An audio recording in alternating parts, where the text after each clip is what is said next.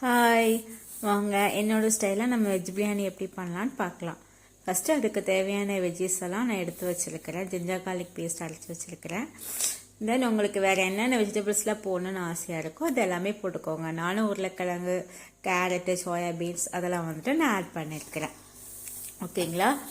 இப்போது நம்ம என்ன பண்ணலாம்னா, சோயாபீன்ஸை வந்துட்டு நம்ம புழிஞ்சு தண்ணியில் ஊற போட்டிருக்கணும். ஊற போட்டதுக்கப்புறம் அதை நம்ம பிழிஞ்சு எடுத்து தனியாக வச்சுக்கலாம். ஓகேங்களா? தனியாக வச்சதுக்கப்புறம் ஒரு குக்கரை வச்சுட்டு நம்ம அதில் கொஞ்சோண்டு நெய், அதுக்கப்புறம் கொஞ்சம் எண்ணெய் ஊற்றிக்கலாம்.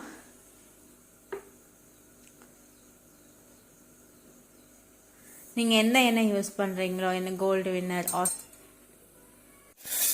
ஆர் கடலை எண்ணெய் எதுனாலும் நீங்கள் யூஸ் பண்ணிக்கலாம், உங்களோட இஷ்டம் தான். அதுக்கப்புறம் எண்ணெய் காஞ்சது நான் ஸ்பைசஸ் போட்டுறேன். எடுத்து வச்ச எல்லா ஸ்பைசஸும் நான் வந்துட்டு ஆட் பண்ணிக்கிறேன். அதுக்கப்புறம் நம்ம ஆனியன், தென் ஒரே ஒரு பச்சை மிளகா இதெல்லாம் வந்துட்டு நான் ஆட் பண்ணிக்கிறேன். ஸோ நம்ம இப்போ என்ன பண்ணணும்னா, நம்ம நல்லா ஆனியனை வந்துட்டு டீப் ஃப்ரை வந்துட்டு பண்ணணும். ஒரு பிரியாணியோட டேஸ்ட் கொடுக்குறது நம்ம எந்த அளவுக்கு ஆனியனை வந்துட்டு வதக்குறோம் அப்படிங்கிறத பொறுத்து தான் பிரியாணி வந்துட்டு ஒரு டேஸ்ட் என்ஹான்ஸ் பண்ணி கொடுக்கும். ஓகேங்களா? அண்ட் தென் நல்லா வெங்காயம் அதை நல்லா நமக்கு வதங்கினதுக்கப்புறம் தக்காளி, ஜிஞ்சர் கார்லிக் பேஸ்ட் வந்து நம்ம சேர்த்துக்கலாம்.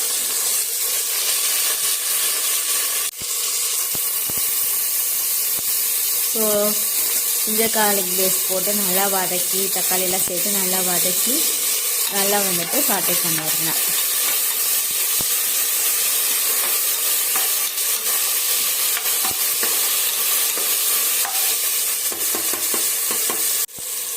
வதக்குனதுக்கப்புறம் நம்ம கொத்தமல்லி, புதினா அதெல்லாம் எடுத்து வச்சுருக்கோம்ல, அதை ஆட் பண்ணிக்கோங்க. அப்புறம் நான் வந்துட்டு ஒரு பேஸ்ட்டு தனியாக அரைச்சி வச்சுருக்கிறேன், அதை நம்ம ஆட் பண்ணிக்கிறோம். அதில் எல்லாம் ஸ்பைசஸ், தக்காளி, வெங்காயம் அது எல்லாமே நான் சேர்த்துருக்குறேன். ஸோ இது நல்லா வதங்கி பச்சை வாசம் போட கட்டி நம்ம நல்லா வதக்கி எண்ணெய் பிரிஞ்சு கட்டி வதக்கணும்.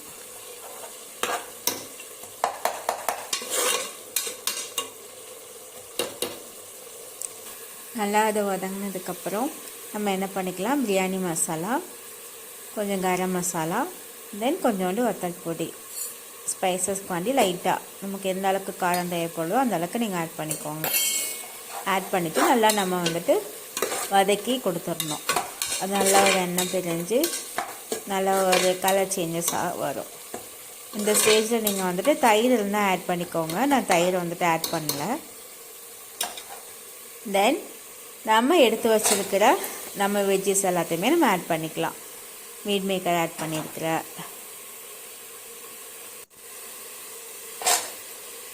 இப்போ நம்ம கட் பண்ணி வச்ச பொட்டேட்டோ அண்ட் கேரட் இதெல்லாமே வந்துட்டு நம்ம ஆட் பண்ணி நம்ம என்ன பண்ணிக்கலாம், நல்லா வதக்கி விட்டுக்கணும்.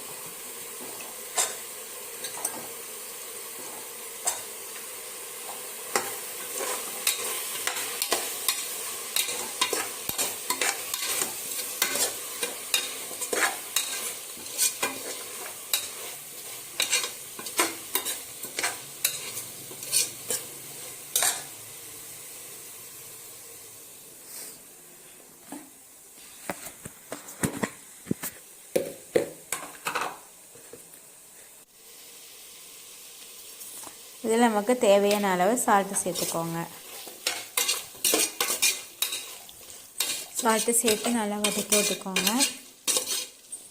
காய் கொஞ்ச நேரம் அப்படியே சிம்மில் வச்சுட்டு நல்லா வதங்கட்டும். கூட நம்ம எவ்வளோ கிளாஸுக்கு 1க்கு 1.5 அப்படிங்கிற அளவில் நான் வந்துட்டு தண்ணி ஊற்றுறேன். ஸோ நீங்கள் எவ்வளோ எடுத்துருக்கீங்களோ அந்த அளவுக்கு வந்துட்டு வாட்டரை வந்துட்டு ஆட் பண்ணிக்கோங்க.